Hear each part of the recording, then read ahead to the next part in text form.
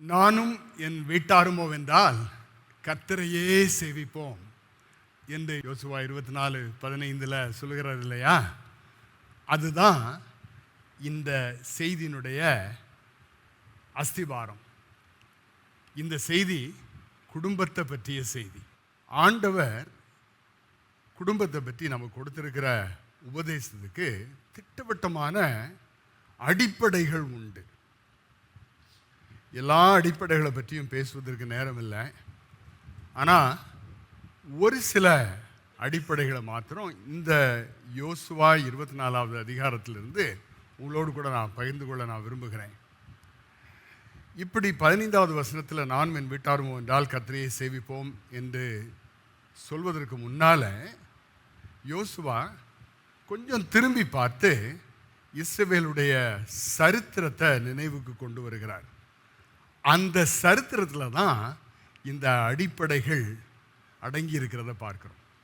இதனால தான் ஆண்டவர் உன் குடும்பம் எனக்கு ஏற்ற குடும்பமாக இருக்கணும், நான் எப்படி இதை வடிவமைக்க விரும்புகிறேனோ அப்படி இதை வடிவமைக்க நீ உன்னை ஒப்பு கொடுக்கணும், உன்னுடைய பிள்ளைகள் இதற்கு ஒத்து வரணும்.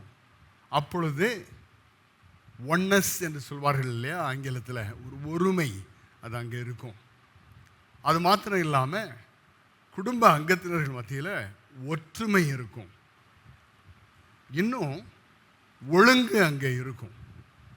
ஆக இந்த ஒருமையும் ஒற்றுமையும் ஒழுங்கும் அங்கே இருந்துச்சுன்னா உண்மையிலேயே அந்த குடும்பம் ஆண்டவரால் உருவாக்கப்பட்ட ஒரு குடும்பமாக, ஆண்டவரால் எடுத்து சாட்சியாக மற்றவர்களுக்கு முன்னால் வைக்கப்படக்கூடிய ஒரு குடும்பமாக இருக்கும். இன்றைக்கு சபையில் இருக்கக்கூடிய குடும்பங்களை நம்ம பார்க்கும்போது, சமுதாயத்தில் இருக்கக்கூடிய குடும்பங்களை பார்க்கும்போது குடும்பங்கள் சிதைவடைந்து கிடக்கிறதா நாம் பார்க்குறோம் இல்லையா? உண்மைதானே? எல்லா இடங்கள்லையும் பிரச்சனைகள். ஆனால் இதை பற்றி சமுதாயமும் போதிய அளவு பேசுவதில்லை, நமக்கு ஏற்ற உருப்படியான ஆலோசனைகளை கொடுப்பதில்லை. இந்த நாட்களில் சினிமாக்காரர்களும் அல்லது அரசியல்வாதிகள் எல்லாம் குடும்பங்களை பற்றி பேசிக்கொண்டு இருக்கிறார்கள். சபைக்கு வந்தால் அநேக சபையில் குடும்பத்தை பற்றி ஏற்ற போதனைகள் நாம் ஏற்றுக்கொள்ளக்கூடிய அளவில் அல்லது புரிந்து கொள்ளக்கூடிய அளவில் நமக்கு கொடுக்கப்படுகிறது இல்லை. இதையெல்லாம் மனதில் வைத்து தான் இன்றைக்கி இந்த அடிப்படைகளை கற்றுக்கொள்ளணுமே என்று சொல்லி நான் நடத்தப்பட்டேன். சரி, யோனத்தான் எட்வர்ட்ஸை பற்றி நம்ம கேள்விப்பட்டிருக்கிறோம். அவர் அமெரிக்கா தேசத்தில் ஆண்டவரால் உபயோகிக்கப்பட்ட ஒரு பெரிய ஒரு ஊழியக்காரர், ஜானத்தன் எட்வர்ட்ஸ். இவரை பற்றி இப்படி சொல்கிறார்கள், அவருடைய குடும்பத்தோடு கூட ஆண்டவரை ஒழுங்காக இப்படி ஒற்றுமையாக ஒழுங்காக பின்பற்றதுனால அவருடைய சந்ததிகள் மத்தியில் 300 பேர் ஆண்டவருக்கு ஊழியக்காரங்களாக மாறினாங்களாம். 65 பேர் பேராசிரியர்களாக மாறினாங்களாம். 13 பேர் பிரசிடென்ட்ஸ், சான்சலர்ஸ், பல்கலைக்கழகத்தினுடைய தலைமைத்துவம் பெற்றுக்கொண்டாங்களாம். 60 பேர் புஸ்தகங்கள் எழுதக்கூடிய நல்ல மேதைகளாக மாறினாங்களாம். 3 பேர் அவருடைய நாட்டில் அவருடைய அரசாங்கத்தில் உப தலைவராக, உப ஜனாதிபதியாக கூட ஆனாங்க என்று சொல்லி நாம் பார்க்கிறோம். அதே நேரத்தில் இன்னொரு மனுஷன் இருந்தான், அவன் பேர் மேக்ஸ் ஜூக்ஸ். அவன் போக்கிரி, அவன் குடும்பம் சிதறடிக்கப்பட்ட சிதைவடைந்த ஒரு குடும்பம். அவனுடைய சந்ததியை பார்க்கும்போது அவனுடைய சந்ததி பெரிய சந்ததி, 1000 பேருக்கு மேலே. ஆனால் அவங்க மத்தியில் எத்தனையோ பேர், 300 பேர் சிறைவாசம் செய்தவர்கள். அது மாத்திரம் இல்லாமல் அநேகர் உபச்சாரிகளா, குடிகாரர்களா, களவு செய்கிறவர்களா மாறினாங்க என்று சொல்லி சொல்லப்படுகிறது. ஆகையினால தான் பிரியமானவர்களே, இந்த நாளில் நாம் குடும்பம் எப்படி இருக்கணும், எப்படி அமைக்கப்படணும் என்பதை படித்துக் கொள்வதற்கு முன்னால் அதுக்கு அடிப்படைகள் என்ன என்பது குறித்து நாம் பார்க்க போகிறோம். உங்கள் நேரம் இருந்தால் யோசுவாவில் 24வது அதிகாரத்தை எடுத்து நீங்கள் கவனமாக அதை வாசிக்க நான் தாழ்மையோடு கூட கேட்டுக்கொள்கிறேன். உங்களுடைய காலை தியான நேரத்தில் ஒரு நாள் இதற்கு நீங்கள் நேரத்தை பிரித்து வைக்கலாம். ஆனால் நோக்கம் என்னதான் இருக்கணும்? இதன் மூலமாக நான் குடும்பத்தை நடத்துகிற விதம், எங்களுடைய குடும்பம் ஒழுங்கமைக்கப்படுகிற விதம், இதெல்லாம் வேதத்தினுடைய அடிப்படையில் இருக்கணும், ஆண்டவருடைய எதிர்பார்ப்புகளுக்கு ஏற்றபடி இருக்கணும் என்பது தான். சரி, 5 பாடங்கள் இருக்குது. அதில் 3 பாடங்களை விரிவாகவும் 2 கடைசி பாடங்களை சுருக்கமாகவும் நான் பகிர்ந்து கொள்ள நான் விரும்புகிறேன். முதலாவது பாடம் இதுதான். இப்படி நானும் என் வீட்டாரும் என்றால் கர்த்தரையே சேவிப்போம் என்றால் சொல்வதற்கு முதலாவது காரணம் என்ன என்று பார்த்தோம் அப்படின்னா, அங்கே யோசுவா 24:3 இப்படியாக யோசுவா சொல்லுகிறார், நான் நதிக்கு அப்புறத்தில் இருந்த உங்கள் தகப்பனாகிய ஆபிரகாமை அழைத்து கொண்டு வந்து அவனை கானான் தேசம் எங்கும் சஞ்சரிக்க செய்து அவன் சந்ததியை திரட்சியாக்கி அவனுக்கு ஈசாக்கை கொடுத்தேன். அழைத்து கொண்டு வந்து என்பதை நான் கோடிட்டு காட்ட விரும்புகிறேன். இது சாதாரணமாக சொல்லப்படுறது மாதிரி தெரியுது. ஆனால் நமக்கு தெரியும், அவருடைய அப்பா அங்கே விக்கிரகங்களை செய்து வியாபாரம் செய்து கொண்டிருந்தவர். தேரா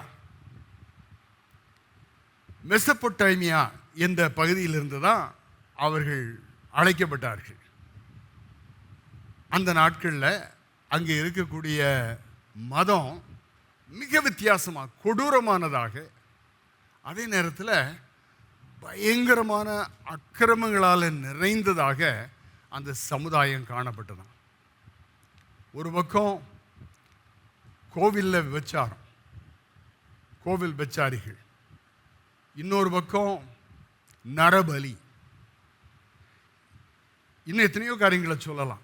பயங்கரமான ஒரு சூழ்நிலை. இதனுடைய அடிப்படையில் கட்டப்பட்ட ஒரு சமுதாயம்.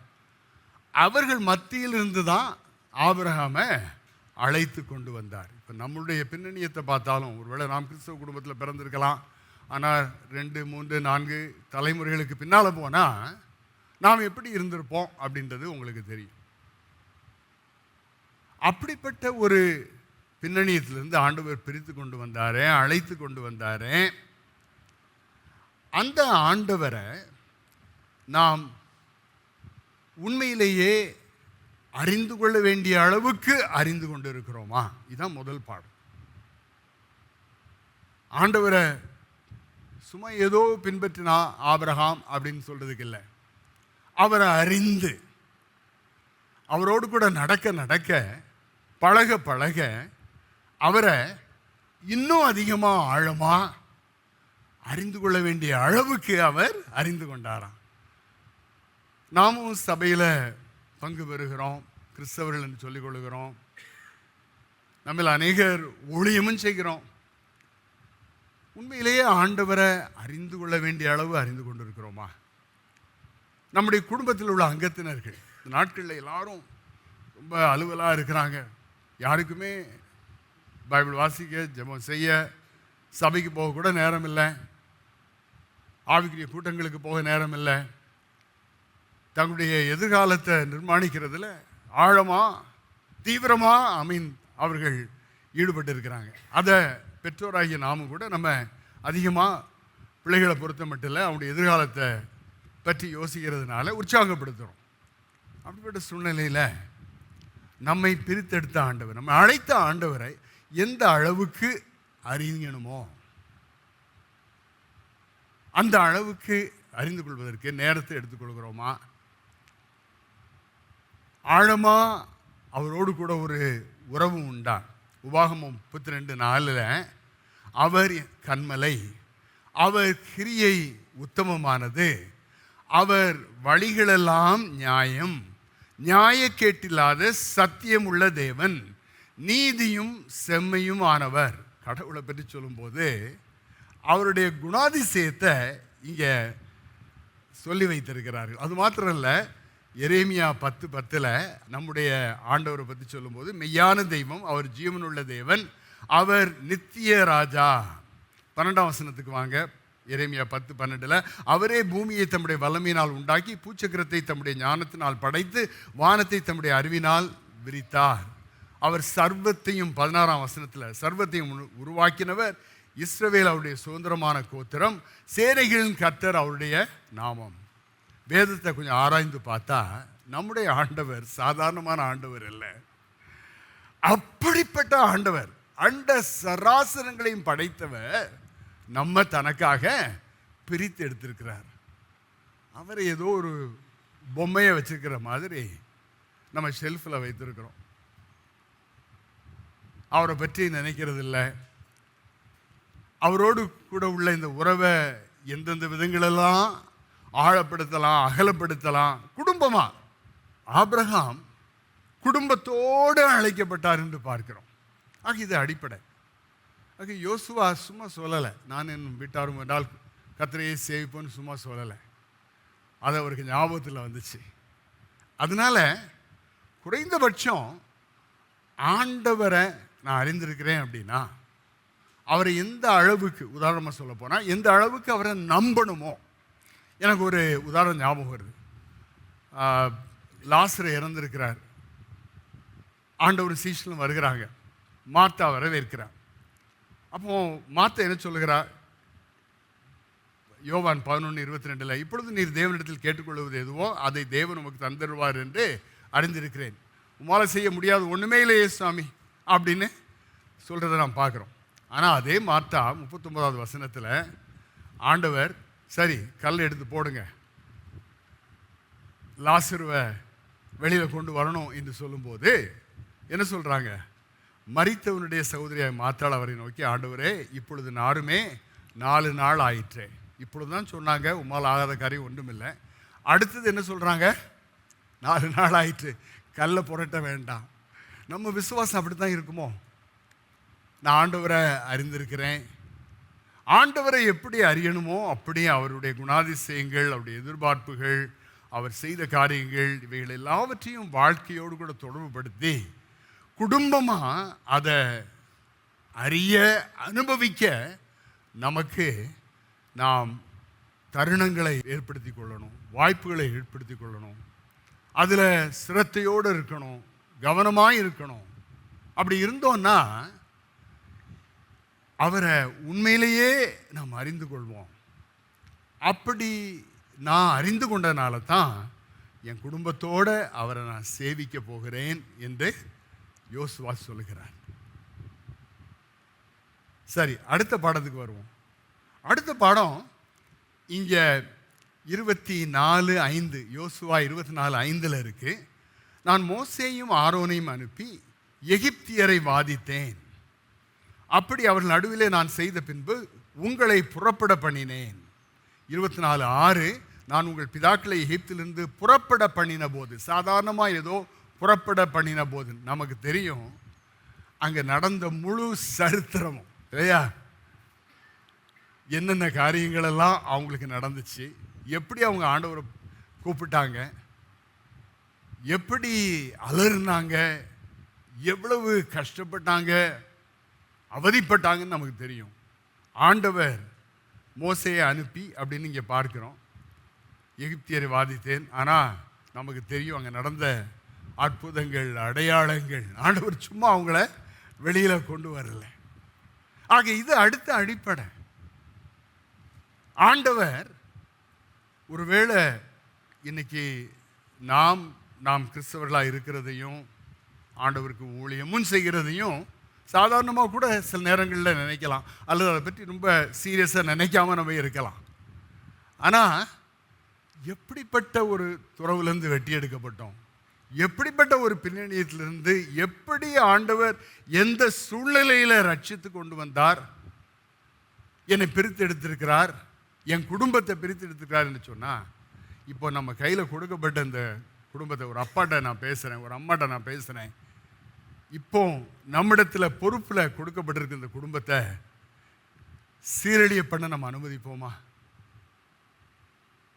பிள்ளைகள் ஆண்டவருடைய வழியில் நடக்காமல் இருக்கிறத நம்ம ஏற்றுக்கொள்ள முடியுமா? படிக்க வைக்கணும்னு சொல்லி அதிகமான சிரத்தை எடுத்துக்கொள்கிறோம். அடுத்தது வேலை, அடுத்தது கல்யாணம், அடுத்தது அவருடைய வாழ்க்கையில் அவர்கள் ஏற வேண்டிய பலவிதமான படிகள், முன்னேற்றங்கள். ஆனால் என்னுடைய மகன், என்னுடைய மகள் உண்மையிலேயே ஜீவன் முழுவதும் இந்த ஆண்டவரை பின்பற்றுவான். என்னுடைய மகள் இந்த ஆண்டவருக்கு ஊழியமும் செய்வாள்.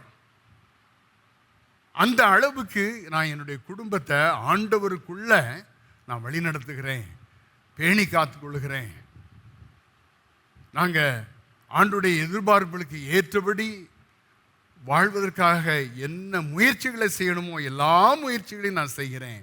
ஏன்னா 1 பேதுருல 2:9 அங்கே பேதுரு ஆண்டவருடைய மக்களை பற்றி பேசும்போது 1 பேதுரு 2:9 நீங்களோ உங்களை அந்தகாரத்தினின்று தம்முடைய ஆச்சரியமான ஒளியினிடத்திற்கு வரவழைத்தவருடைய புண்ணியங்களை அறிவிக்கும்படிக்கு எங்கேருந்து வந்தாங்களாம்? அந்தகாரத்திலிருந்து வந்தாங்களாம். எங்கே கொண்டு வரப்பட்டாங்களாம்? ஆச்சரியமான ஒளியினிடத்தில் கொண்டு வரப்பட்டாங்களாம். எதுக்காகவா? வரவழைத்தவருடைய புண்ணியங்களை. இன்றைக்கி நம்முடைய குடும்பம் இருக்கிற நிலைமையை பார்த்தா, அல்லது சில நேரங்களில் பிள்ளைகளை வளர்க்குறதுல போதிய அளவு கவனம் செலுத்தாமல் அங்கே வேண்டிய முயற்சிகள் எடுக்காமல் இருக்கிறத பார்த்தா, உண்மையிலேயே இப்படி நம்மை வரவழைத்தவருடைய புண்ணியங்களை அறிவிக்கக்கூடிய குடும்பம், தலைமுறைகள், எதிர்காலத்தின் தலைமுறைகள் உருவாகுன்ற ஒரு நம்பிக்கை இருக்குதா? கொஞ்சம் யோசித்து பார்ப்போம். அடுத்தது தெரிந்து கொள்ளப்பட்ட சந்ததியாயும் ராஜரீகமான ஆசாரிய கூட்டமாயும் பரிசுத்த ஜாதியாயும் அவருக்கு சொந்த ஜனமாகவும் இருக்கிறீர்கள். இதை வாசித்த உடனே நான் கொஞ்சம் சிரத்தை எடுத்து என் குடும்பத்தை நடத்த வேண்டிய அளவு நான் நடத்தினேன்னா, உருவாக்க வேண்டிய அளவு உருவாக்குனேன்னா, இந்த உலகத்தில் என்னுடைய பிள்ளைகள் பெற்றுக்கொள்ள வேண்டிய மேன்மைகள் அல்லது உயர்வுகள் இவைகள் எல்லாவற்றையும் விட ஆண்டவரை அவங்க அறிந்து அந்த ரட்சிப்பின் உடைய அவங்க உடுத்துக்கொண்டு அவங்க ரட்சிக்கப்பட்டவர்களாக, அவர்களுடைய வாழ்க்கை இயேசுவினுடைய இரத்தத்தால் கழுவப்பட்டதாக, மறுரூபப்படுத்தப்பட்டதான பிள்ளைகளாக அவங்க இருக்கணும் என்ற ஒரே ஒரு நோக்கத்தோடு கூட என்னுடைய குடும்பத்தை நான் நடத்தினேன்னா, என் குடும்பத்தை பற்றி இப்படி சொல்லப்படும். தெரிந்து கொள்ளப்பட்ட சந்ததி, ராஜகிரியமான ஆசாரிய கூட்டம், பரிசுத்த ஜாதி, அவருக்கு சொந்தமான ஜனம். ஹல்லேலூயா! அப்படிப்பட்ட நிகழ்காலம் வேணும், இப்படிப்பட்ட ஒரு எதிர்காலமும் என் குடும்பத்துக்கே வேணும் என்பதை உணர்ந்த யோசுவா, அதனால தான் நீங்கள்லாம் ஒருவேளை ஆண்டவரை பின்பற்ற விருப்பம் இல்லாட்டா உங்களுடைய வழிகளை நீங்கள் தெரிந்து கொள்ளுங்க. ஆனால் நானும் என்னுடைய குடும்பமும் இவரைத்தான் பின்பற்ற போகிறோம், இவரைத்தான் பின்பற்ற போகிறோம். இன்றைக்கி அப்படி சொல்ல முடியலை.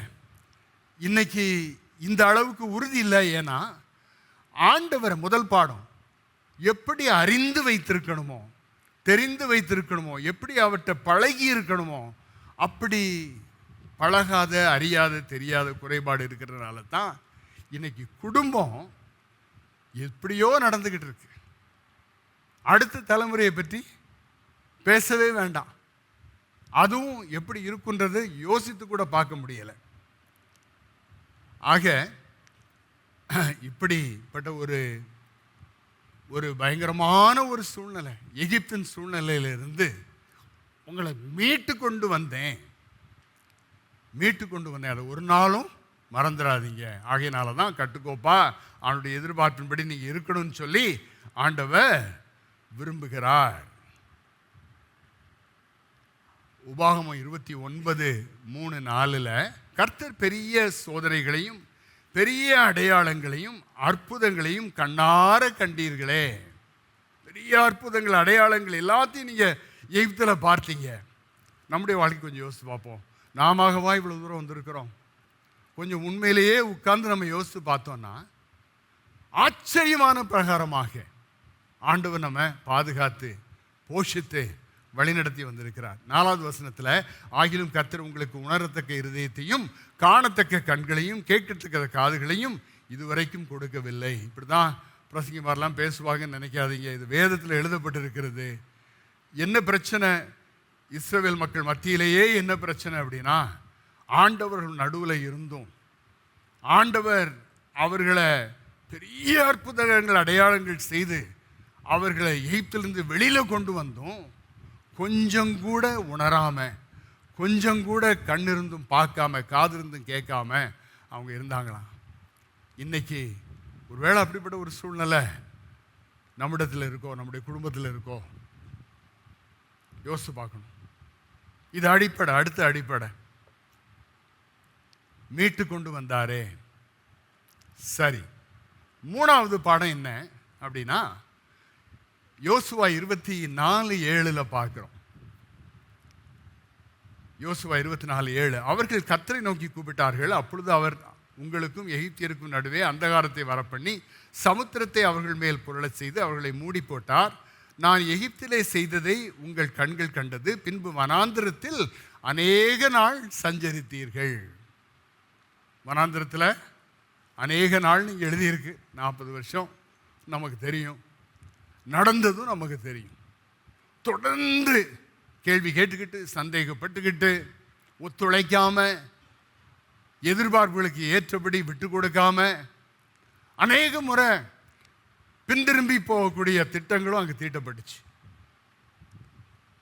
அண்ட சராசரங்களையும் படைத்த ஆண்டவர்கள் மத்தியில் பகலில் மேகஸ்தம்பம், இரவில் அக்கினி ஸ்தம்பம், வானத்திலிருந்து மன்னா, கற்பாறையிலிருந்து தண்ணீர், இதெல்லாம் நடந்துக்கிட்டு இருந்தாலும் அதற்கு மத்தியிலையும் இந்த கடவுள் எனக்கு வேண்டாம், இந்த மோசம் எனக்கு வேண்டாம், நாங்கள் எகிப்துக்கே போகிறோம் என்று சொல்லி பின் திரும்ப யோசித்ததையும் முடிவெடுத்ததையும் நாம் அறிந்திருக்கிறோம். இன்னைக்கு குடும்பத்தில் அப்படிப்பட்ட சூழ்நிலைகள் இருக்கலாம். கிறிஸ்தவ குடும்பம் தான், ஆனால் நம்முடைய புரிந்து கொள்ளுதல், ஆண்டவரை பற்றிய புரிந்து கொள்ளுதல், வேதத்தை பற்றி புரிந்து கொள்ளுதல், சபையை பற்றி புரிந்து கொள்ளுதல், கிறிஸ்தவ வாழ்க்கை எப்படி இருக்கணுன்றதை பற்றிய புரிந்து கொள்ளுதல், கிறிஸ்தவ ஒழுக்க நெறிகளை பற்றிய புரிந்து கொள்ளுதல்கள், இதெல்லாம் வேண்டிய அளவு இல்லை. அதனால தான் காரியங்கள் தாறுமாறா போயிட்டு இருக்கு. அநேக நாள் சஞ்சரித்தீர்கள் என்ற அந்த ஒரு சில வார்த்தையில் 4 வார்த்தை தான் இருக்குங்க. ஆனால் உபாகமம் 1:31, 32, 33 இப்படி மோசே சொல்கிற நாம் பார்க்கிறோம். ஒரு மனிதன் தன் பிள்ளையை சுமந்து கொண்டு வந்தது போல நீங்கள் இவ்விடத்திற்கு வருகிற வரைக்கும் நடந்து வந்த வழிகள் எல்லாவற்றிலும் உங்கள் கர்த்தர், தேவனாகிய கர்த்தர் உங்களை சுமந்து கொண்டு வந்ததை கண்டீர்களே. நமக்கு அப்படி அனுபவம் இல்லையோ? நம்முடைய முன்னோர்களுக்கு அப்படிப்பட்ட அனுபவம் இல்லையோ? இன்னைக்கு கிறிஸ்தவ குடும்பம் இருக்கக்கூடிய நிலைமையை பார்த்தா ஏதோ இப்படிப்பட்ட ஒரு பின்னணியோ, இப்படிப்பட்ட ஒரு நிகழ்வுகள் எல்லாம் இல்லை, வாசனையே இல்லைன்ற மாதிரி வாழ்ந்துக்கிட்டு இருக்கிறாங்க இல்லையா? நாம் அப்படி வாழலாமா? ஆண்டவர் சொல்றார், உன் தேவனாகிய கர்த்தர் 32 வசனத்தில், உன் தேவனாகிய கர்த்தர் நீங்கள் பாளையமிறங்க இடத்தை பார்க்கவும், நீங்கள் போக வேண்டிய வழியை உங்களுக்கு காட்டவும், இரவில் அக்கினியிலும் பகலில் மேகத்திலும் உங்களுக்கு முன் சென்றாரே. இப்படி இருந்தும் இந்த காரியத்தில் நீங்கள் அவரை விசுவாசியாமல் போனீர்கள். ஆக இதனுடைய அடிப்படையில் இன்றைக்கு ஆண்டவரால் அமைக்கப்பட்ட நல்ல ஒரு கிறிஸ்தவ குடும்பம் தான்.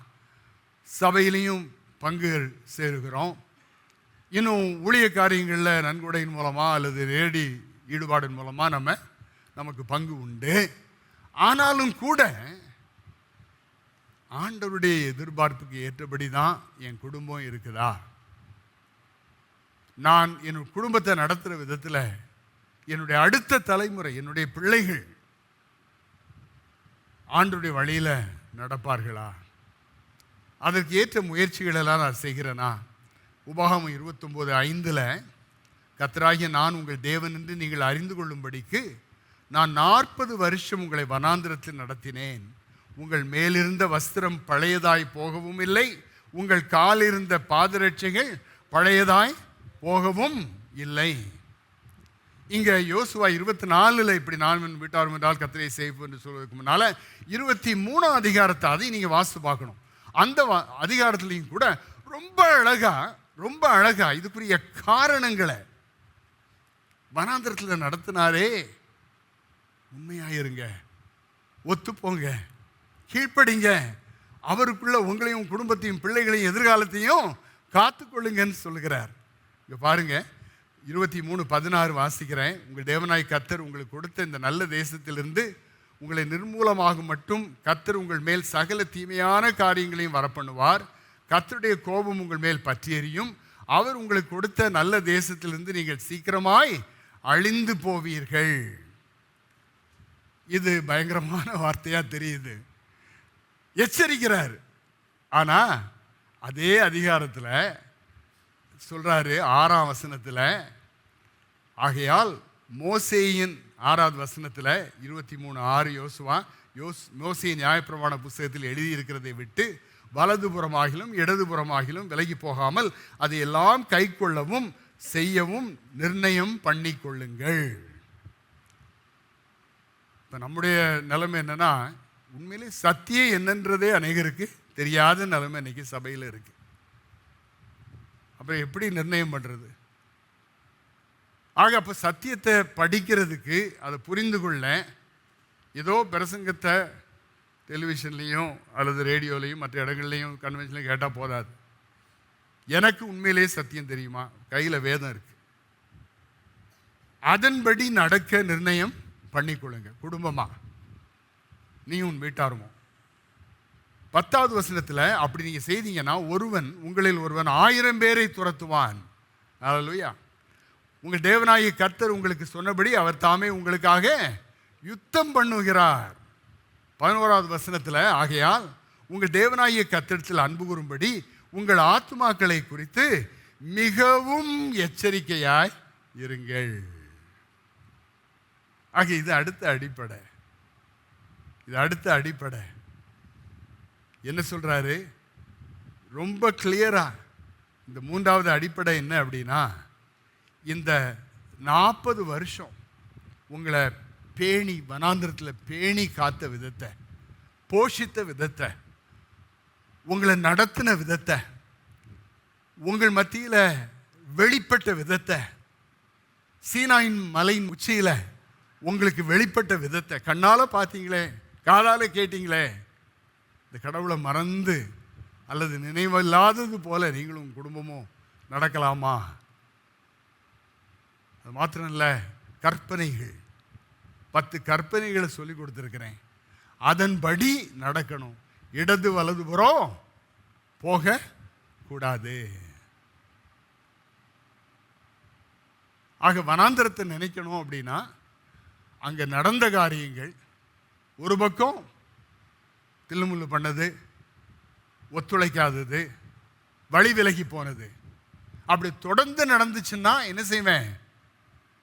அதை வாஸ்தவம் நிர்மூலமாக்கிடுவேன்றார். சகல தீமையான காரியங்களையும் வர பண்ணுவேன் அப்படின்றார். தேசத்திலிருந்து நீங்கள் சீக்கிரமாய் அழிந்து போவீர்கள் என்று சொல்கிறார். இதை மறக்கக்கூடாது.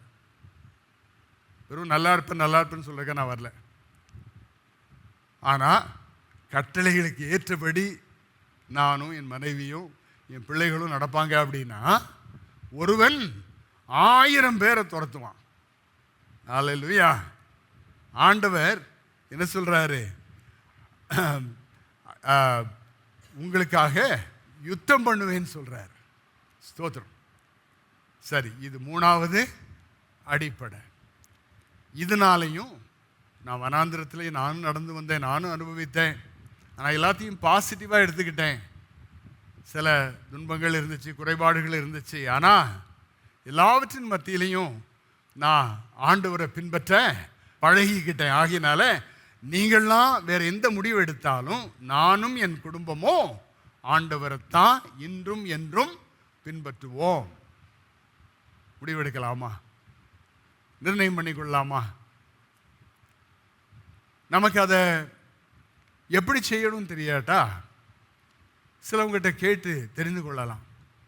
நல்ல ஆன்மீகத்தில் ஆழமாக அகலமாக இருக்கிற சகோதரர்கள் சகோதரிகள் உண்டு. அவரிடத்தில் உங்களுடைய குடும்பத்தை எப்படி நடத்துகிறீங்க, எப்படி உங்களுடைய மனைவியோடு நீங்கள் பழகிறீங்க, எப்படி உங்களுடைய பிள்ளைகளை கர்த்தரை அறிகிற அறிவில் நீங்கள் வளர்க்க முயற்சி எடுக்கிறீங்க? எப்படி அவர்களுக்கு ஆலோசனை சொல்கிறீங்க? எப்படிப்பட்ட பிரச்சனைகள்லாம் இருக்கும்போது எப்படி அவர்களை நீங்கள் சமாளிக்கிறீங்க வேதத்தினுடைய அடிப்படையில் என்பதை கேட்டு அதை தெரிந்து ஒருவர் சொல்கிறாரு, ராக்கெட் சயின்ஸை விட குடும்பத்தை நடத்துகிற சயின்ஸ் ரொம்ப காம்ப்ளிகேட்டடாக. இப்படி செய்தால் இப்படி நடக்குன்றதுக்கு கேரண்டி இல்லை. ஆனால் வேதம் என்ன சொல்லுது? நீ இப்படி செய்தால் இப்படித்தான் நடக்கும் அப்படின்னு வேதம் சொல்லுது. அதை நம்ம அநேக பழக்கத்தில் கொண்டு வந்திருக்கிறோம், அந்த சத்தியத்தில் வாழ்ந்து கொண்டு இருக்கிறோம். ஆனால் இன்னைக்கு நான் கொடுக்குற ஆலோசனை அதில் நிலைத்திருக்க நம்மை ஒப்பு கொடுப்போம். ஏன்னா இப்படிப்பட்ட ஒரு அடிப்படை இருக்கு. நடந்து வந்த பாதையை மறக்க வேண்டாம். ஆக ஒருவேளை நான் ஆண்டவரை பின்பற்றுற அளவு என் மனைவி பின்பற்றலை அப்படின்னா அதுக்காக 21 நாளோ 40 நாளோ ஃபாஸ்டிங் இருந்து தலையில நின்று ஜெபம் பண்ணி மனைவியை அந்த வழியில் கொண்டு வரதுக்கு எல்லா முயற்சிகளையும் எடுக்கணும். இல்லாட்டா வாழ்க்கையின் முடிவில் நீ நல்ல இடத்துக்கு போவ, அவங்க வேற இடத்துக்கு போகிறாங்க. அந்த நியாய தீர்ப்பை பிரதிபலிக்கத்தான் ஆண்டவர் இதில் சொல்கிறாரு, நிர்மூலமாய் போவீர்கள் என்று சொல்கிறார். ஆக அதை சாதாரணமாக எடுத்துட முடியாது. சரி, 4வது அடிப்படை என்ன அப்படின்னா 24:8 நாம் பார்க்குறோம். அதற்கு பின்பு உங்களை யோர்தானுக்கு அப்புறத்திலே குடியிருக்கிற எமோரியன் தேசத்துக்கு கொண்டு வந்தேன். அவர்கள் உங்களோடு யுத்தம் பண்ணுகிற போது அவர்களை உங்கள் கையில் ஒப்பு கொடுத்தேன். 10வது வசனத்தில் கடைசியில் இவ்விதமாய் உங்களை அவன் கைக்கு தப்புவித்தேன். 11வது வசனம், அதாவது யோசுவா 24:8, 10, 11 வாசிக்கிறேன். 11வது வசனம் கடைசியில் ஆனாலும் அவர்களை நான் உங்கள் கையிலே ஒப்பு கொடுத்தேன். ஆண்டவர் சுருக்கமாக என்ன சொல்கிறாரு? உங்களை யோர்தானை கடக்க பண்ணி பாலுந்தேனும் ஓடுகிற கானான் தேசம், உங்களுக்காக நான் வாக்குத்தத்தம் பண்ண தேசத்தை நான் கொடுத்தேன் இல்லையா? அது உண்மைதான். அங்கே தானே வாழ்ந்துக்கிட்டு இருக்கிறீங்க. இப்போ சுதந்திரிச்சிட்டீங்க இல்லையா? இன்னும் எவ்வளவோ சுதந்திரங்களை பெற்றுக்கொள்ளவும் வேண்டியது இருக்கிறது. அதையெல்லாம் நிகழ்காலத்தையும் கடந்த காலத்தையும் வருங்காலத்தையும் காட்டி இதெல்லாம் நான் நம்புறனால நான் என் குடும்பத்தோட ஆண்டவரை சேவிக்க போகிறேன். நான் ஆண்டவரால, ஆண்டவருடைய கிருபையினால எத்தனையோ காரியங்களை பெற்றிருக்கிறேன், சுதந்திரித்திருக்கிறேன். அவருடைய வாக்குத்தத்தங்கள் நிறைவேறி இருக்கு.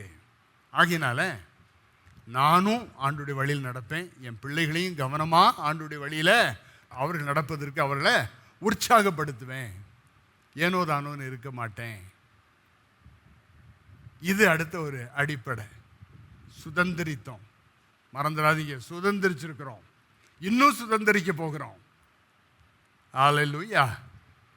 சரி, 5வது நான் சொன்ன மாதிரி 4வதும் 5வது காரணங்களும் அடிப்படைகளும் சுருக்கமாக தான் சொல்ல போகிறோம். 5வது கடைசி அடிப்படை என்ன அப்படின்னா 24:13 அப்படியே நீங்கள் பண்படுத்தாத தேசத்தையும் நீங்கள் கட்டாத பட்டணங்களையும் உங்களுக்கு கொடுத்தேன். அவைகளில் நீங்கள் குடியிருக்கிறீர்கள். நீங்கள் நடாத திராட்சை தோட்டங்களின் பலனையும் ஒலிவத் தோப்புகளின் பலனையும் புசிக்கிறீர்கள் என்றார். ஆக வெறும் சுதந்திரத்தது மாத்திரம் இல்லை, இப்போ அனுபவிச்சுக்கிட்டு இருக்கிறீங்க. இதை நான் இன்னொரு விதத்தில் கூட நான் இதை புரிந்து கொள்ள விரும்புகிறேன். இப்படி ஆண்டவரால் ஒரு ஆசீர்வதிக்கப்பட்ட, தெரிந்து கொள்ளப்பட்ட, ஆண்டவரால் பல விதங்களிலும் பாதுகாக்கப்பட்டு, ஆண்டவரால் போஷிக்கப்பட்டு நடத்தப்படுகிற பாலும் தேனும் ஓடுகிற கானானில் வசிக்கிற அந்த மக்கள் அந்த நாட்களில் ஒரு வேளை இன்றைக்கி நம்மலாம் நினைக்கிற மாதிரி அமெரிக்காவில் இருக்கிறவங்க மாதிரி இருந்திருப்பாங்க. அவங்களுக்கு என்னப்பா என்ன, இந்தியாவில் இருந்தோ ஒரு பங்களாதேஷில் இருந்தோ அல்லது மற்ற நாட்டில் இருந்தோ அவங்களுக்கு என்ன எல்லாமே அவங்களுக்கு நிறைஞ்சிருக்கு. ஆக இது வெறும் மற்றவங்களை பொறாமைப்படுத்துவதற்கான ஒரு காரணங்களை மாற்றம் உருவாக்காது. அவங்களுக்கு ஒரு வேளை சரி இப்படிப்பட்ட ஒரு கடவுளை பின்பற்றினா நமக்கும் இப்படி கிடைக்குமோ, ஒரு சாட்சி. ஆண்டவர் உங்களை சாட்சியாக வைத்திருக்கிறாரே, அதான் கடைசிய அஸ்திபாரக்கல், அடிப்படை. சாட்சியா சாட்சியா. ஆக நம்முடைய சொந்த வாழ்க்கையை இந்த நேரத்தில் கொஞ்சம் யோசித்து பார்ப்போம். நம்முடைய குடும்பத்தை பற்றி யோசித்து பார்ப்போம். ஒருவேளை ஓஹோன்னு இல்லாட்டாலும் நடந்திருக்கிற சில காரியங்களை பார்க்கும்போது உண்மையிலேயே ஆண்டவர் தலை நிமிர பண்ணியிருக்கிறார், ஆண்டவர் உயர்த்தி இருக்கிறார், ஆண்டவர் பாதுகாத்திருக்கிறார், ஆண்டவர் போஷித்து கொண்டு இருக்கிறார். இப்பவும் நடக்குது. இப்போ நடந்துட்டு இருக்கிற சில காரியங்களை பார்த்தா எதிர்காலத்து குறித்த நம்பிக்கையும் வருது. சில நேரங்களில் என்ன ப்ராப்ளம் அப்படின்னா, எல்லாத்தையும் பெற்றுக்கொண்ட பிறகு ஆண்டவரை மறந்துடுவோம். பெற்றுக்கொள்ளாத வரைக்கும் இங்கே அங்கே ஓடுவோம், தீர்க்க தரிசனங்களையும் செய்திகளையும் அல்லது ஜெபங்களையும் நாடுவோம். ஆனால் எல்லாம் பெற்றுக்கொண்ட பிறகு மறந்துடும். ஆனால் தொடர்ந்து சாட்சியாக வைத்திருக்கிறாரே. ஆகையினால என்னையும் சாட்சியாக வைத்திருக்கனால நானும் என்னுடைய குடும்பமும் கர்த்தரையே சேவிப்போம். இப்போ அப்படின்னா இன்னைக்கு என்ன செய்யணும் அப்படின்னா, முதலாவது என்னுடைய குடும்பத்தை ஆண்டவருக்குள்ள இன்றும் என்றும் காத்து கொள்ள வேண்டும் என்று சொல்லி ஆண்டவர் எதிர்பார்க்கிறார், விரும்புகிறார், கட்டளை கொடுக்கிறார் என்பது தெரியணும். இன்னைக்கு ஒருவேளை நீங்கள் போயிட்டு வர சபையை பார்த்து, ஐயோ சபையெல்லாம் இப்படி இருக்குது, கிறிஸ்தவ சமுதாயம்லாம் இப்படி இருக்குது அப்படின்னா, நீங்கள் மாறினா நீங்கள் அநேகருக்கு ஆசீர்வாதமாக இருக்க முடியுமே. நீங்கள் மாறினா மற்றவங்களுக்கு முன்னால் நல்ல முன்மாதிரியாக இருக்க முடியுமே. உங்களுடைய வழி செம்மையானதாக இருந்தால் அநேகரை அது உங்களுடைய வழி பற்றி இழுக்குமே. மனதில் வைத்துக்கொள்வோம். அடுத்தது 1, 2, 3 பாடங்களுடைய அடிப்படையில் நாம் படித்துக்கொள்கிற காரியம் என்ன அப்படின்னா, இந்த ஆண்டவரை நாம் இன்னும் சிரமம் எடுத்து, எத்தனையோ வருடங்கள் நான் வேதம் வாசிக்கிறேன், எத்தனையோ வருடங்கள் நான் கோயிலுக்கு போயிட்டு வருகிறேன், எத்தனையோ வருடங்கள் நான் செய்திகளை கேட்டால் இன்னும் இதுக்கு விட என்ன தெரிய வேண்டியது இருக்குது அப்படின்னு நினச்சிங்கன்னா அது சரியில்லை. ஒவ்வொரு முறையும் நானும் கிட்டத்தட்ட இப்போ 46 வருஷம் ஆண்டவரோடு கூட நடந்து வருகிறேன், ரட்சிக்கப்பட்ட காலத்திலிருந்து. ஆனால் ஒவ்வொரு முறையும் வேதத்தை திறந்து பார்க்கும்போதும் ஆண்டவரை புரிந்து கொள்ள, ஆண்டவரை இன்னும் அறிந்து கொள்ள, ஆண்டவரை இன்னும் நெருங்க, ஆண்டவருடைய எதிர்பார்ப்புகள் அப்படியே நமக்குள்ள ஒரு வெள்ளம் போல பாய்ந்து வரக்கூடிய வாய்ப்பு கிடைக்குது. இப்படிப்பட்ட ஒரு ஆண்டவரோடு ஒன்றிய ஒருமைப்பட்ட ஒரு ஜீவியம் கிறிஸ்தவ குடும்ப தலைவருக்கு உண்டா, தலைவிக்கு உண்டா? அப்படி உண்டுன்னா பிள்ளைகளை எப்படியோ இருந்துட்டு போட்டோம் அப்படின்னு இல்லாமல் பிள்ளைகளை அந்த வழியில் கொண்டு வரதுக்கு கவனமாக இருக்கிறோமா?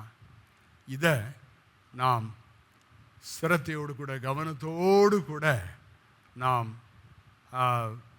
மனதில் வைத்துக்கொள்வோம். ஆண்டவருடைய உதவியோடு கூட நம்ம இப்படிப்பட்ட காரியங்களுக்கு ஒப்பு கொடுப்போம். ஆண்டவர் உதவி செய்வார். நம்முடைய குடும்பத்தை ஆண்டவர் கட்டி எழுப்புவார். நம்முடைய குடும்பத்தை ஆண்டவர் பலப்படுத்துவார். நம்மளால் முடியாது, இவ்வளோலாம் எதிர்பார்ப்புகள் இருக்குது, ஆனால் என்னால் எல்லாத்தையும் செய்ய முடியாது அப்படின்னு ஒரு வேளை நம்ம கையை உயர்த்தினாலும், ஆண்டவர் நோக்கி உயர்த்தினா அங்கிருந்து பரத்திலிருந்து இந்த காரியங்களை சரியானபடி ஒழுங்கமைக்க நமக்கு உதவி கிடைக்கும். கர்த்தர் நிச்சயமாக நமக்கு உதவி செய்வார். ஆண்டவர் உங்களை ஆசீர்வதிக்கட்டும். ஜெபிக்கலாமா? ஆண்டவரே, உம்மோடு கூட வாழ்வதற்காக ஆபிரகாம் அழைத்தது போல எங்களை அழைத்திருக்கிறீங்க. எங்களை மறக்காதபடி நாங்கள் ஒரு வேளை இருளில் இருக்கிறது போல ஒரு சூழ்நிலையில் இருந்தபோது எங்களை கரம் நீட்டி பற்றி இழுத்து உங்கள் பக்கமாக சேர்த்து கொண்டீங்க. நன்றி செலுத்துகிறோம். அது மாத்திரமல்ல, நாங்கள் திரும்பி பார்த்தா இதுவரைக்கும் நடந்து வந்த வழிகள், நீர் எங்களை போஷித்தது, பாதுகாத்தது, வழி நடத்தினது எல்லாவற்றையும் ஒரு நிமிஷம் நாங்கள் நினைவுக்கு கொண்டு வந்தோம் என்றால், ஆண்டவரே, உம்மை நாங்கள் எப்படி புறக்கணிக்க முடியும்? எப்படி நாங்கள் பேரளவில் மாத்திரம் உம்மை பின்பற்ற முடியும்? எப்படி எங்களுடைய குடும்பத்தை குறித்து எந்த அளவுக்கு கவனம் செலுத்தணுமோ அந்த அளவுக்கு கவனம் செலுத்தாமல் இருக்க முடியும்? என்னுடைய பிள்ளைகளுடைய எதிர்காலம் எல்லாம் இந்த உலகத்துக்கு ஏற்ற ஒரு எதிர்காலமாக மாத்திரம் இருந்தால் அதில் எந்த விதமான பிரயோஜனமும் இல்லை ஆண்டவரே. உமக்கு ஏற்ற, உம்முடைய எதிர்பார்ப்புகளுக்கு ஏற்ற, உம்முடைய எதிர்பார்ப்புகளினால், உம்முடைய கட்டளைகளினால், போதனைகளால் வடிவமைக்கப்பட்ட எதிர்காலமாக அவருடைய எதிர்காலம் இருக்கணும். ஆண்டவரே, எங்களை நாங்கள் தாழ்த்தி தருகிறோம், ஒப்பு கொடுக்கிறோம். உம்முடைய குடும்பமாக, இயேசுவின் குடும்பமாக மாற விரும்புகிறோம், நிலைத்திருக்க விரும்புகிறோம், தொடர்ந்து மற்றவர்களுக்கு முன்பாக சாட்சியாக இருக்க விரும்புகிறோம். இயேசு கிறிஸ்து மூலமாய் ஜெபிக்கிறோம் பிதாவே, ஆமென். In His Footsteps Productionsல ஒரு வீடியோ பார்த்தேன். In His Footsteps Productions 3 programs இருக்கு. முற்றுப்புள்ளி இல்லாத வாழ்க்கை, தெமேலியா, இயேசுவின் பின்னே. எங்களுக்கு In His Footsteps அப்படின்னு ஒரு யூடியூப் சேனலும் இருக்கு. அந்த சேனல்ல போய் எங்களோட வீடியோஸை பாருங்க, லைக் பண்ணுங்க, ஷேர் பண்ணுங்க, சப்ஸ்கிரைப் பண்ணுங்க. உங்களோட ப்ரேயர் ரெக்வெஸ்ட்டை எங்களுக்கு அனுப்பணும்னு விரும்புனீங்கன்னா 73303738 அப்படிங்கிற நம்பருக்கு கால் பண்ணுங்க, அல்லது info@ihf.life அப்படிங்கிற இமெயில் ஐடிக்கு எழுதி அனுப்புங்க. உங்களுக்காக நாங்கள் கண்டிப்பாக ஜெபிக்கிறோம்.